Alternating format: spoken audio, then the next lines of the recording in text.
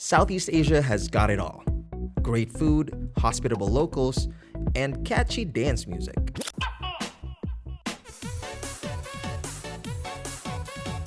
But it's not all mangoes and condensada in this region. Southeast Asian countries, the Philippines and Indonesia especially, don't just share in the vibrancy of their culture. From land concessions with questionable ownership to human rights violators being put in power, these countries speak the same language of trauma and rage. The face of these parallels, however, is the president. The story of a statesman once shunned by the country, now making a surprise return to the throne, is one shared by both Prabowo Subianto and Bongbong Marcos. It speaks volumes about the flaws of both democracies and the damage their leaders have wrought. Yet if Southeast Asia is known for anything, it's their intertwined histories of fighting back. The people have decided to go out and take back the country their ancestors spent decades fighting for. In this explainer, Commoner gives you the lowdown on how Subianto, Marcos, and their cronies have bloated their wealth to extreme proportions and the systemic loopholes that have facilitated such.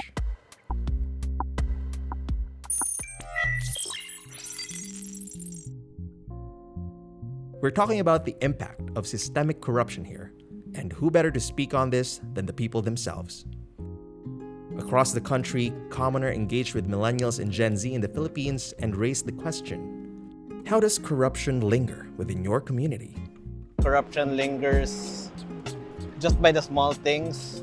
Same thinking as like cheating, like you're lying behind someone's back, you're giving this illusion that you're doing something for them, but in reality, it's all just lies. Imbis na itong mga projects na to ay mag-serve para doon sa mamamayang Pilipino, ay pansarili lang nila yung mga iniisip nga nila. It's visible especially sa schools, no? Especially the state universities. No? Makikita naman natin sa facilities. Siguro yung current po ngayon na flood control issues. May mga lugar pa rin na hindi naayos when it comes sa mga kagaya ng mga daan.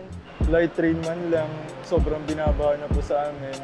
Napaka po siya, nakakaabala po ng sobra. Sobrang taas na gastusin na hindi nakakasapat yung binibigay sa aking allowance sa mga magulang ko. Yung ng mga pagkain ng tao, nagmamahal. Pero yung mga tao naman na namumurap, sila yung kain ng masasarap. That's our money. Tayo nagbabayad ng tax. Tapos pambibili lang nila ng mga Rolls Royce, wrought. Bakit ba ganito yung nararanasan ko? Bakit sa ibang bansa? Why is it better than why isn't it here? Nakakagalit siya kasi wala pa rin nangyayari. Kung tutuusin, lahat naman sila ay involved. Lahat naman sila ay dapat mga managot. Pero ang nagiging itsura ay, ayun, nagtuturoan sila na para bang absuelto sila dun sa kasalanan nila sa mamamayan. Don't tolerate na, and hindi porket may nagawang isang mabuti yung government natin. Huwag natin kalimutan yung sandamakbak na ginawa nilang hindi maganda sa bansa natin. Pwede rin pong hindi lang po talaga nila ma-realize kung gaano kalaki yung consequences na naiipon, kumbaga. Pilipino din po kayo. Alam nyo kung ano yung ginagawa ninyo sa Pilipinas, and also alam nyo din po yung pinagdadaanan ng Pilipino ngayong araw. You should step outside yung sa mga internet. I think it's become a whole parang echo chamber kasi it's so easy to throw around your opinions and stuff, and it becomes weaponized na nga as well. However, we are also much better educated to check the signs of corruption and to how to deal with it. Maraming energy ang mga kabataan. Marami tayong, bukod sa energy, meron tayong creativity. I would like to believe that later on in life, when we get older, we would teach the younger generation better when it comes to dealing with corruption. Dalawa yung anak ko ngayon. Sana, habang lumalaki sila, maagapan yung mga ganyang problema ng Pilipinas. Yung mga nakaupo na nakakaano sa ating bansa, sana pagtuunan nila ng pansin yung mga problema ng Pilipinas na ganito, corruption, mga problema talaga. As it is systemic, corruption in all its gruesome forms manifests even in the smallest of populations as long as it is allowed to. And we enable the continuous endless cycle of helplessness, crying out for help, and being played by the same political dynasties disguised as pagbabago. So how and why exactly do things play out this way? Understanding this situation entails understanding the makeup of government. We've seen it play out in two different countries, masterminded by two different figureheads. Just a bit of background kay President Prabowo Subianto.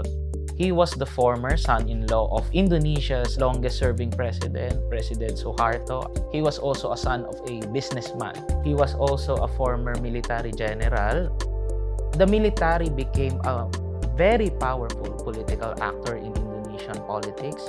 They had this doctrine called dwifungsi, wherein the military is not only involved in terms of defense, but it is also involved in terms of the political aspects of Indonesian politics.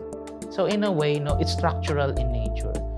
The military plus its control in politics plus its stake in the economy, he was able to benefit from that system. Obviously, Bongbong was also backed by other elites. That's why you notice some of his cabinet members now are from prominent political and economic families. Definitely, they benefited a lot from their elite connections. And in a way, they reward those connections handsomely. Most likely, businesses and elites tend to favor kung sino sa tingin nilang mas magbe-benefit sila. And in that context, sa tingin ko, mas magbe-benefit sila sa continuity rather than change. I think for the Philippines, we have to institute laws to strengthen anti-corruption policies, strengthen institutions, and banning political dynasties. Meanwhile, for Indonesia, at the very least, it has to make sure that the policies that it will enact will benefit more Indonesian people, so that will definitely cater to Indonesian society so that issues will be avoided. While entrenched power structures feel like a constant in the Philippines, this issue isn't unique to us. Across Southeast Asia, many countries are facing similar obstacles. These challenges, from deceitful political families tightening their grip to institutions shaped by loyalty rather than public service, reveal a pattern that extends beyond borders. And in all these places, it's the ordinary people who feel the impact most. But they're also the ones refusing to let things stay the same. Whether it's Filipinos calling out corruption in their communities or Indonesians pushing back against leaders with unchecked power, people are learning to question authority and demand better. Change won't come overnight, but every act of resistance, every call for accountability, and every push for transparency shows that even in systems designed to hold people back, they still have the power to shape what comes next.